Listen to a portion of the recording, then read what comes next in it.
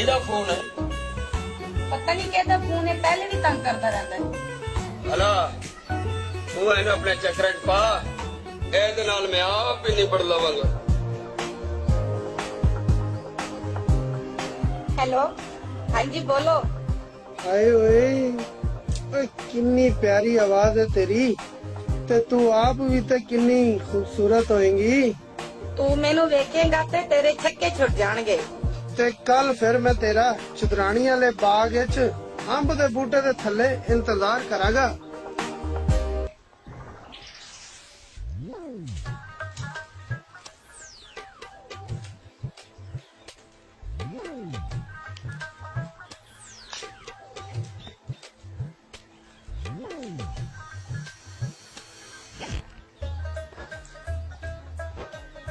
जो मैं सोचा सी ਉਹੀ ਪਾਇਆ ਹੈ ਮੁਟਿਆਰੇ ਉਸਨ ਦੀ ਕਲੈਕਸ਼ਨ ਕੋ।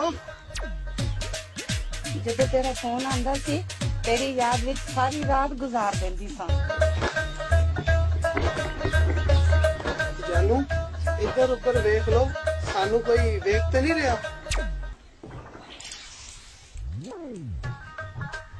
ਮੈਂ ਮੇਰੇ 14ਵੀਂ ਸਦੀ ਦੇ ਮਿਰਜ਼ੇ ਆ, ਸਾਨੂੰ ਕੋਈ ਨਹੀਂ ਵੇਖ ਰਿਹਾ। मैं प्यासा मेरा दिल भी प्यासा, प्यासे ने दो नैना। ਤੇ ਫਿਰ ਸੋਚਦਾ ਕੀ ਹੈ, ਅੱਗੇ ਵੱਧਦਾ ਕਿਉਂ ਨਹੀਂ?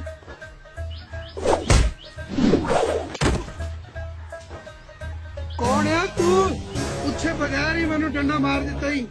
ਪਹਿਲਵਾਨ ਜੀ ਇਹਨੂੰ ਇੰਨਾ ਇੱਕ ਮਾਰੋ ਕਿ ਇਹਦੀ ਹੱਡੀਆਂ ਔਰ ਪੱਤੀਆਂ ਟੁੱਟ ਜਾਣ।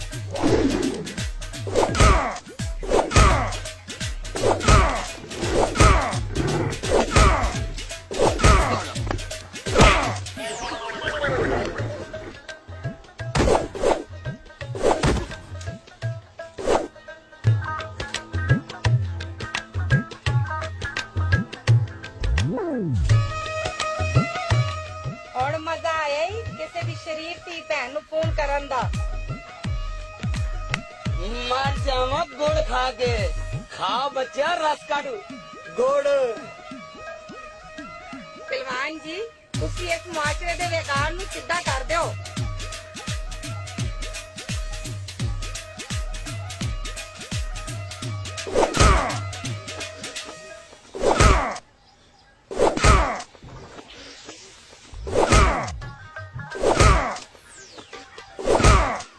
और मेरे को गलती हो गई है, तू मेरी पक्की चीज बाची है, मैनू पहलवान को बचा ला, तू मेरी मां बहन है।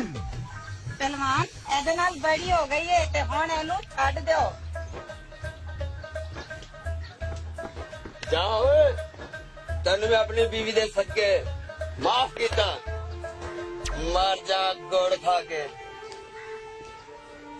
लो भाजी मेरे नाल ते बहुत बुरा होया जे, ते तुसी भी हुण एक गल दा ख्याल रखना, किसे दी शरीफ धी भैन नू फोन ना करना फोन।